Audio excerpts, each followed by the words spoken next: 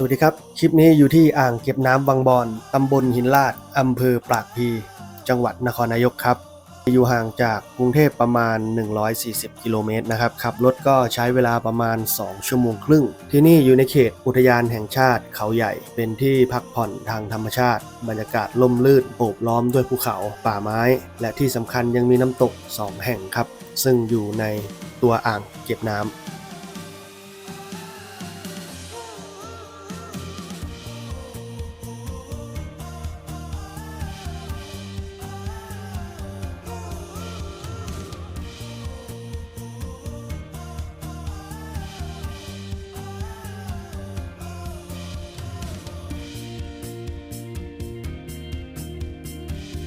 โดยน้ำตกยายเภาอ่างเก็บน้ำบางบอนจะห่างจากจุดขึ้นเรือประมาณ700เมตรนะครับการไปยังน้ำตกต้องพายเรือคายัคไปซึ่งเป็นกิจกรรมยอดฮิตของนักท่องเที่ยวที่มาเที่ยวยังน้ำตกหรืออ่างเก็บน้ำที่นี่ครับโดยอ่างเก็บน้ำจะมีน้ำตกอยู่2ที่ก็คือน้ำตกยายเภาและน้ำตกจิ๋วสามารถพายเรือไปเล่นน้ำได้ครับส่วนเวลาที่ผมแนะนำก็คือเป็นช่วงเช้าหรือไม่ก็ช่วงเย็นครับเพราะว่าช่วงกลางวันแดดจะแรง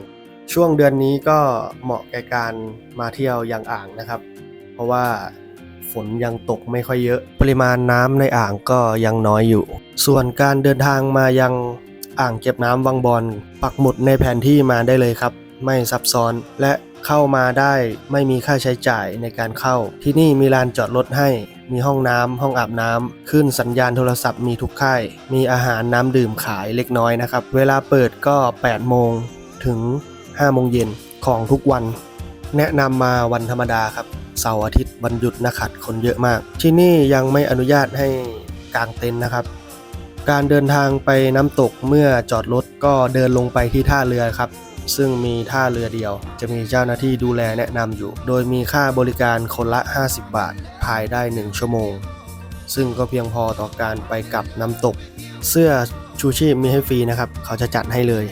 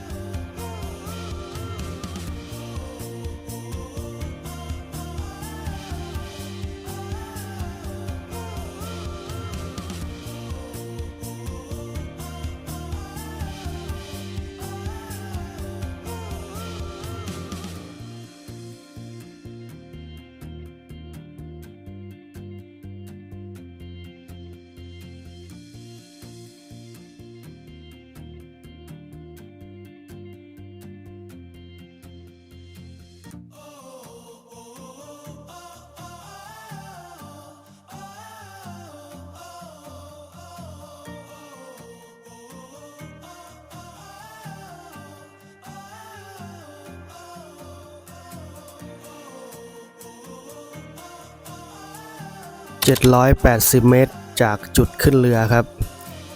เดี๋ยวมาดูกันเร็วๆครับว่าตั้งแต่จุดขึ้นเรือไปจนถึงตัวน้ำตกจะใช้เวลาเท่าไหร่นี่ก็จุดจ่ายตังค์ครับคนละ50 บาทก็จะมีเจ้าหน้าที่ยืนดูแลแล้วก็แนะนำจ่ายเงินเสร็จก็ใส่เสื้อชูชีพครับแล้วก็จะมีเจ้าหน้าที่พาไปยังเรือที่เราจะต้องพาย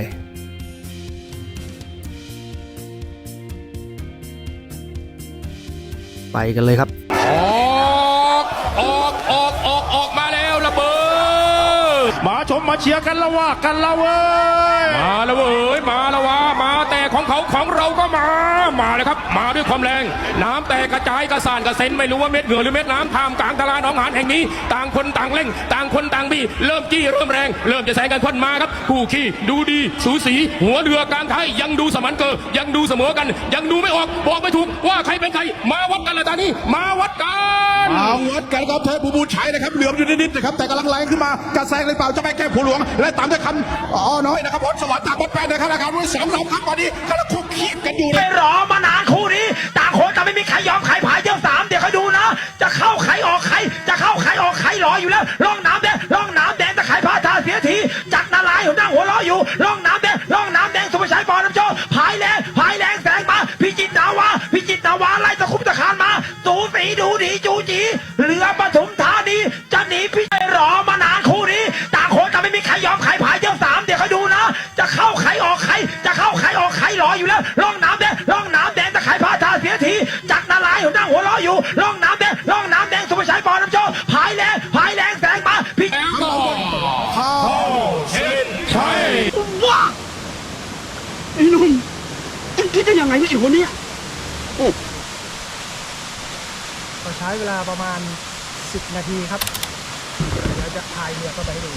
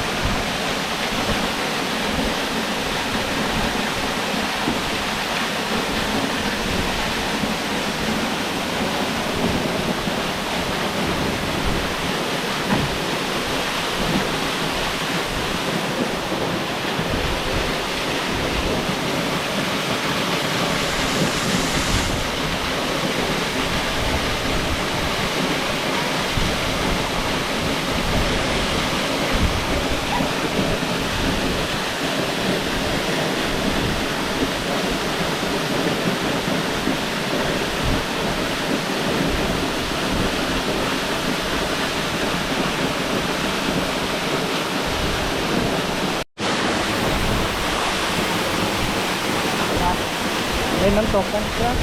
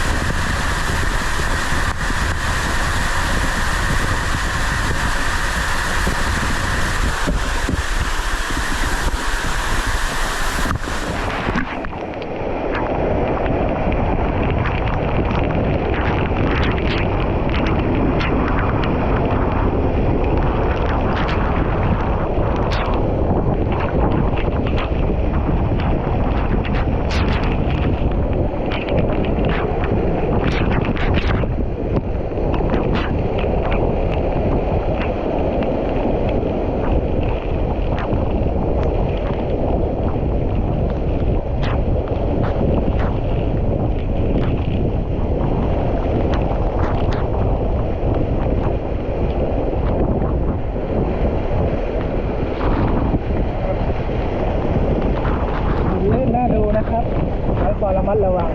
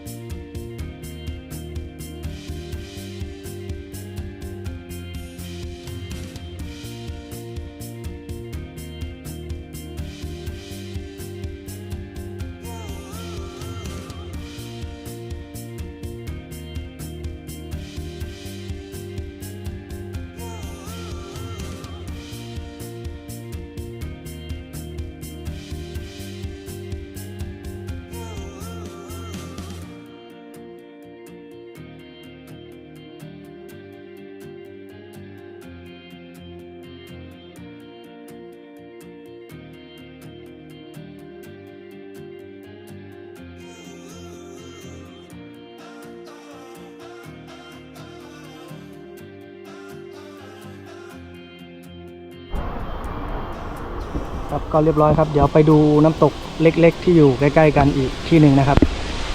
น้ำตกเมื่อกี้ที่เราไปคือน้ำตกยายเภาครับส่วนใกล้ๆนี่คือน้ำตกเล็กๆครับน้ำตกส่วนเมื่อกี้คือน้ำตกอันนี้คือน้ำตกครับมี3ที่ครับอีกที่นึงเดี๋ยวไปดูไปเดี๋ยวพายต่อก็ถัดมาอีกประมาณ10นาทีครับพายมาประมาณอีก10นาทีก็700ประมาณ700เมตรก็จะถึงน้ำตกเล็กๆเขาเรียกน้ำตกจิ๋วไม่มีชื่อนะครับนี่ครับไหนๆก็ได้เช่ามาแล้ว1 ชั่วโมง50 บาทก็มาให้มันครบ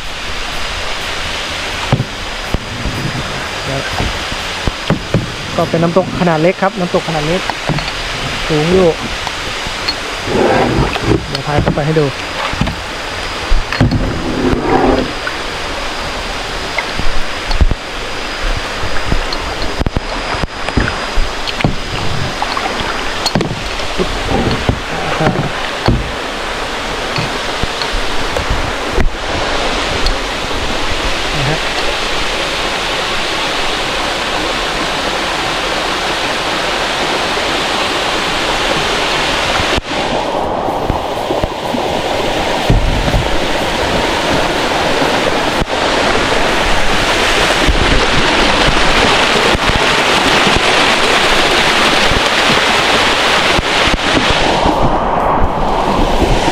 ความสูงก็น่าจะประมาณ8-10 เมตรครับ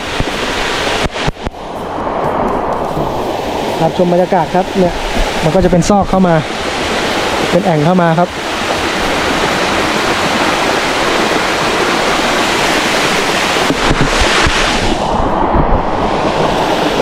ไปเดี๋ยวเราจะพายกลับครับคงไม่เล่นครับตรงนี้